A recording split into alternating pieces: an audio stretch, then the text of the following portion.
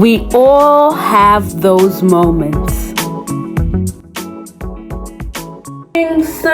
Sanbonani kamala mutshene sisicela umagayi ngomsenglele uwana wayevulela mungagezile ngibuthe ngo B C, and welcome back to my channel.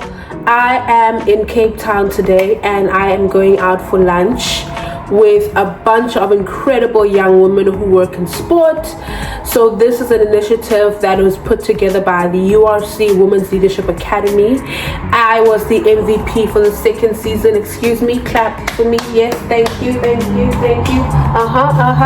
I'll receive that, yes.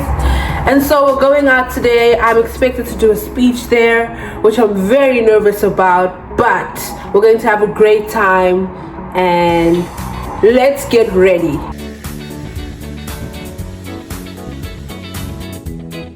All right, teeth brushed. Now we're gonna take a shower, but first let me fix my hair. One thing about braids, they're very nice, but when you have to take a shower, they are admin. They are administration. You understand? Because you have to tie this thing up in a bun. It's a lot of work. A ring, you put it in a bun, you put it in another bun,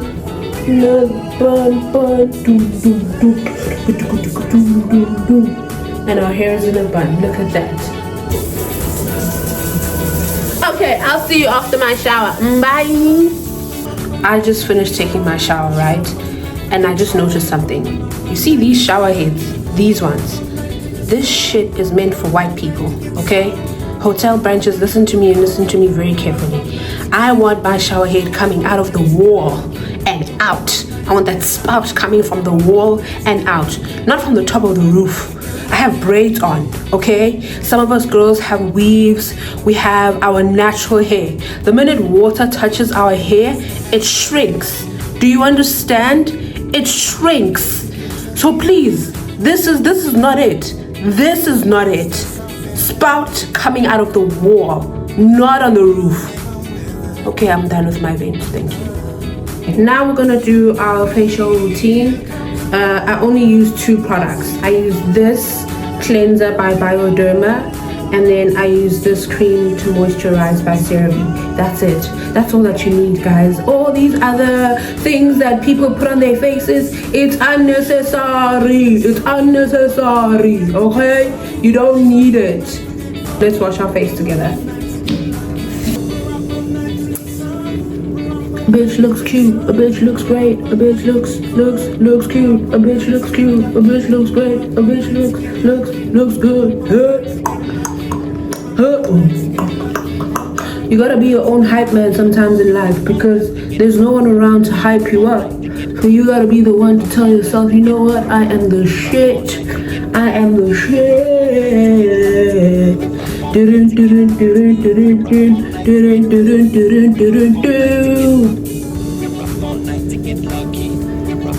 we go. I think that's enough scrubbing. You scrub until you feel like it is enough.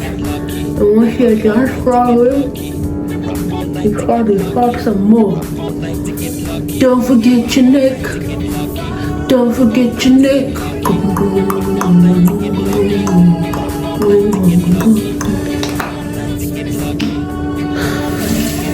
And then you're done. Now you're gonna wash this off.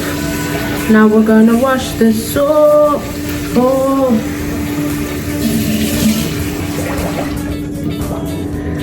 And just like that, we're done. Don't forget to pat dry. Pat dry. We've got to work this out. We'll get things right. The sun will shine. If we work, we'll be alright. We can still save the summer if we work this out. Hey, High School Musical 3, where were you? A sunny day in Cape Town, so I'm gonna need a whole lot of lotion. I'm gonna leave it and let it dry on me while I do other things. Let's go get ready in the other room. Come with me. Okay guys, my CeraVe has completely dried up. See, the skin is looking nice and fresh. It's looking fantastic. It's looking mwah, okay? And I already put on some clothes, a little bit of clothes.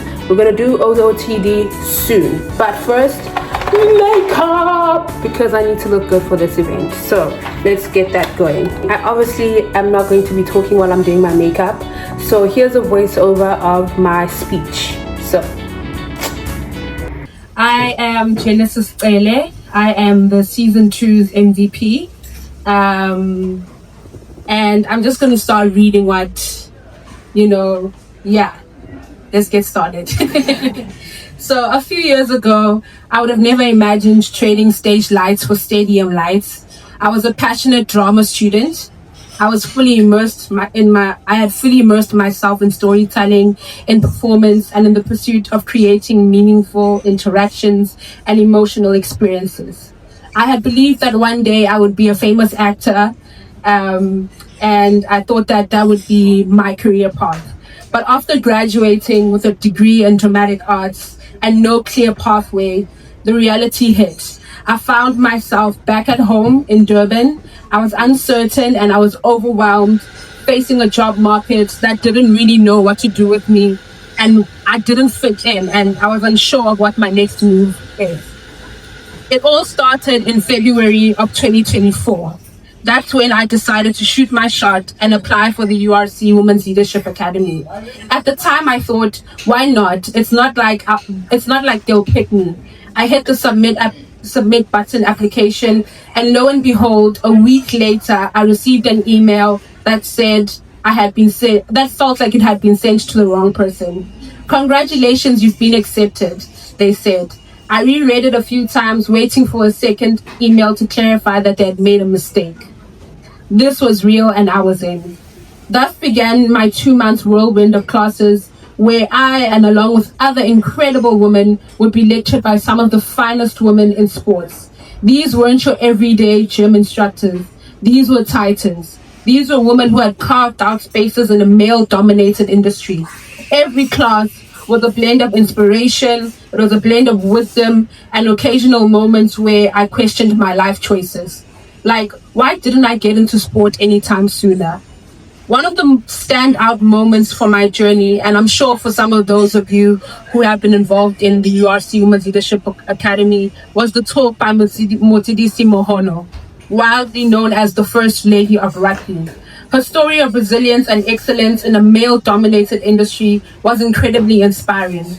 But what resonated most was her emphasis on preparation.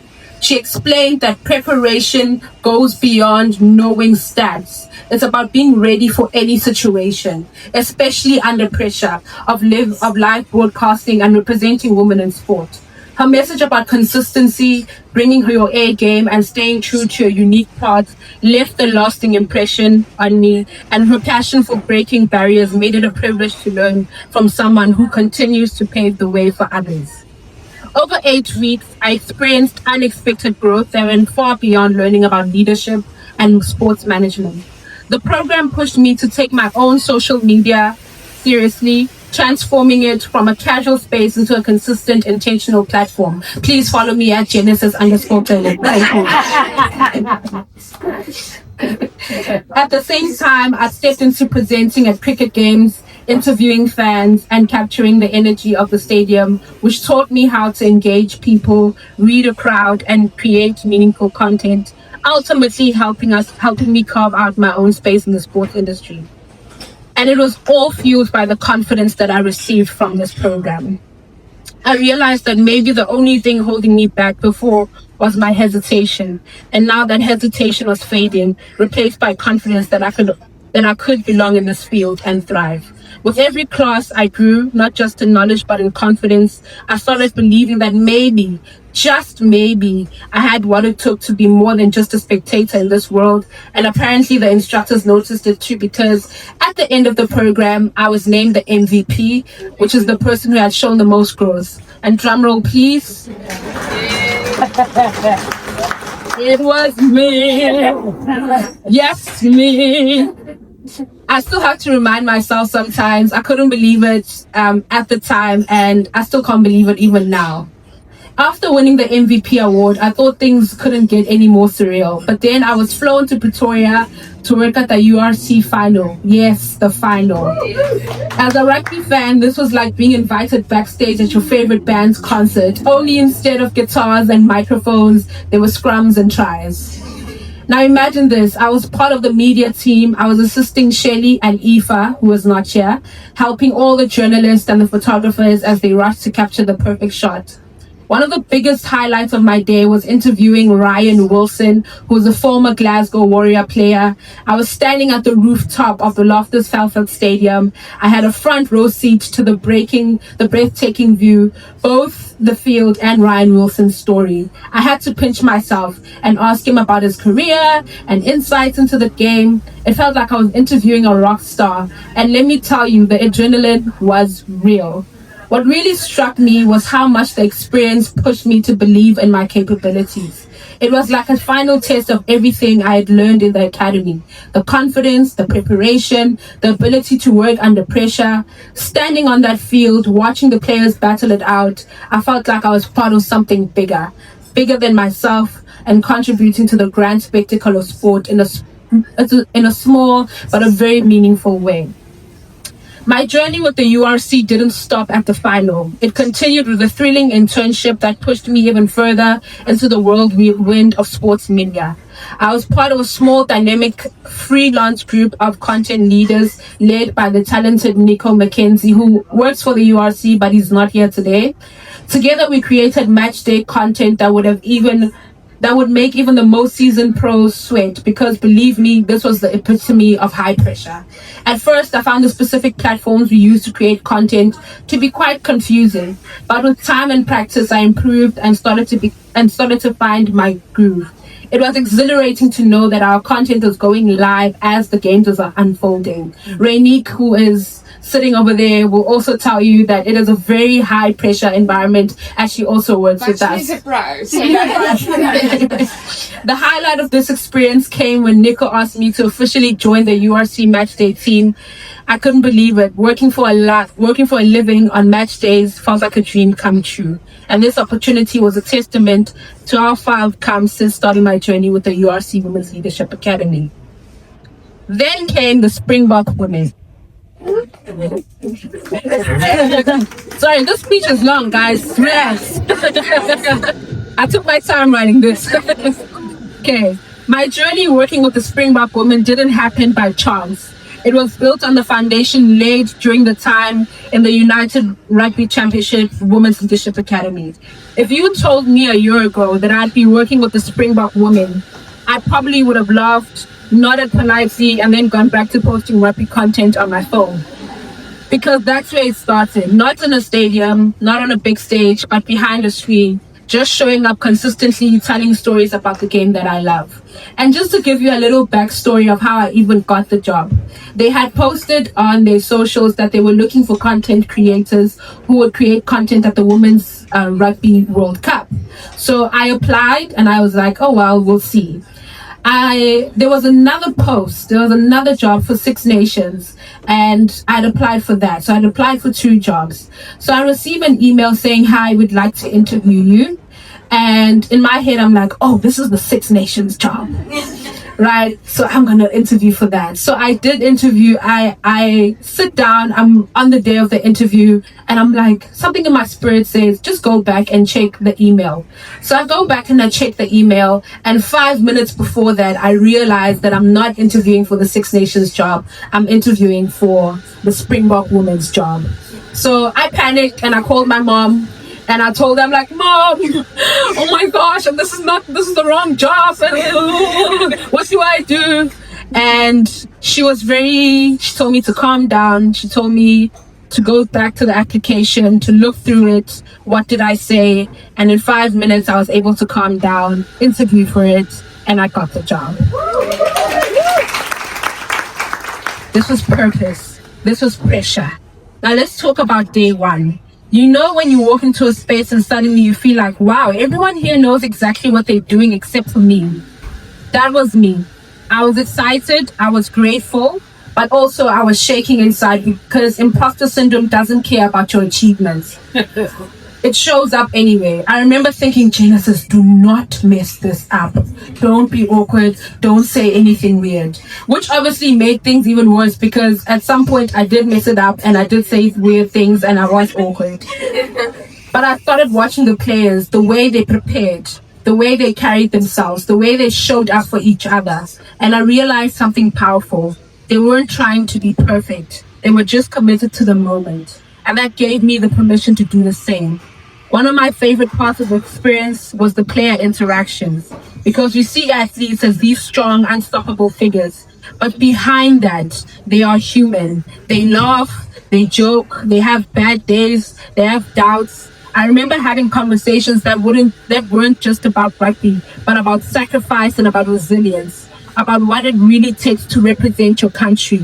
And let me tell you, those conversations stay with me because these women aren't just playing a game. They're carrying a legacy.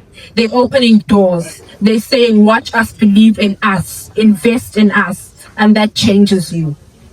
Then came match day. Nothing prepares you for match day. The energy, the noise, the pressure, it's not just a game. It's a moment, and behind the scenes, it is chaos. Beautiful chaos. You're trying to capture everything, the build-up, the emotion, the intensity, and at the same time you're thinking, please don't miss the moment. Please don't mess this up. There were moments of pure adrenaline, moments where everything went exactly right, and then moments where things went horribly wrong, because live sport doesn't wait for you to be ready. It just happens. That's the beauty of it all. You learn to trust yourself, you learn to adapt, you learn that even in the chaos, you belong there. And if there's one thing this journey taught me, it's this. Opportunities don't come to people who feel ready. They come to people who are willing to try. I was just someone with a phone and a passion for sport and a willingness to show up, and that opened doors I never thought possible. So to anyone sitting here today, wondering if you're good enough, if you're ready, if you should go for the opportunity, this is your sign. Do it anyway. Apply, audition, go for the interview, show up, be nervous, be scared, be unsure, but don't be absent for your own story.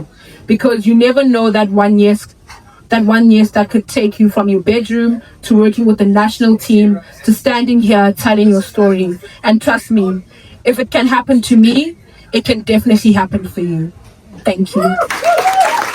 I'm gonna need this, and I'm gonna need powder for during the day when I get, sweaty and stuff. I'm gonna need this, so I'm gonna keep this in my bag. I'm not going to put this away. Finally, I'm gonna show you what I'm going to be wearing.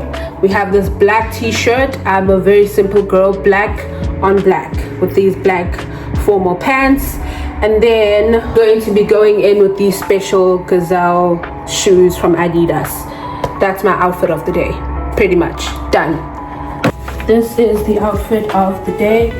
I look like, I don't know, with my shoes. Right, there we go. And we are ready to go. We're gonna put on some accessories. I don't know why, but I just love this Live band, so I'm gonna put that on. I wish I had an actual gold bracelet, but anyway. Then I'm gonna put on my earrings.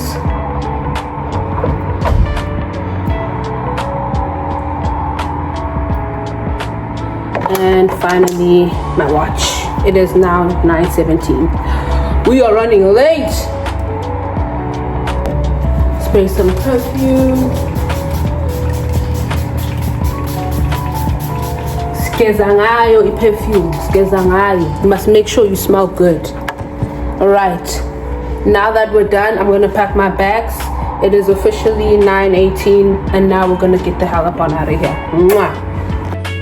Alright guys, we are now done and ready to go. Let's get out of here.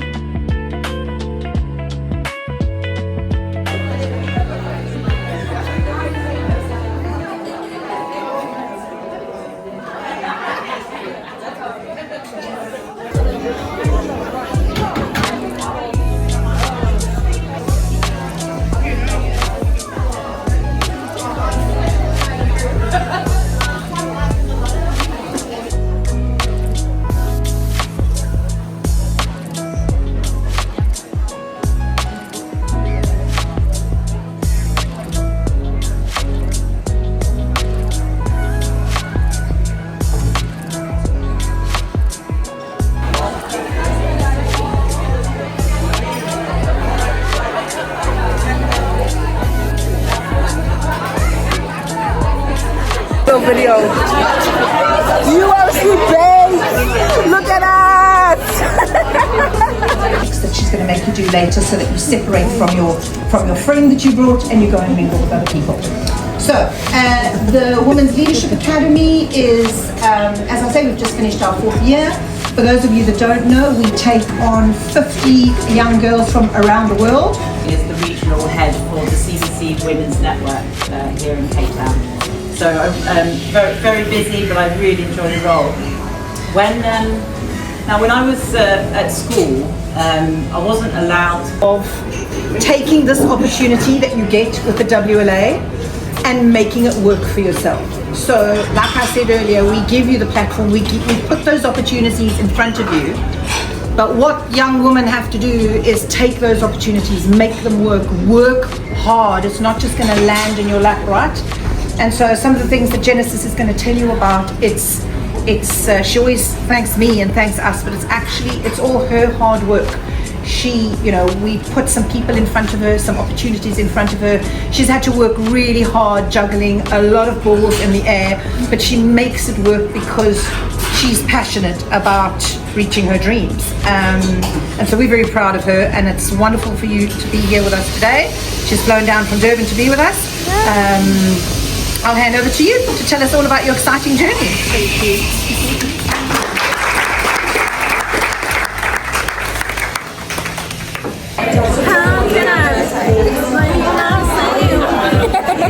The series is coming back on.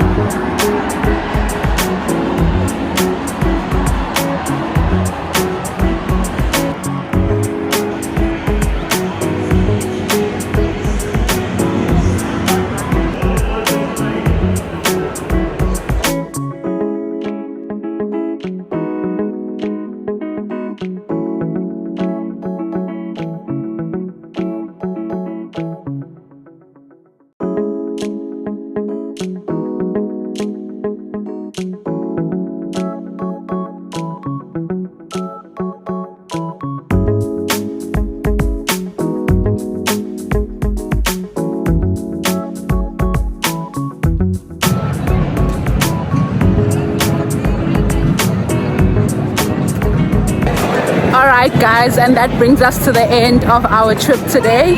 It was absolutely amazing engaging with such incredible young women who have such a bright future in sports. I am so excited because our future is so bright. So yeah, now I head back home and we keep working hard. That's it. Don't forget to like, share, comment, and subscribe, and ring the notification bells for more episodes. Bye.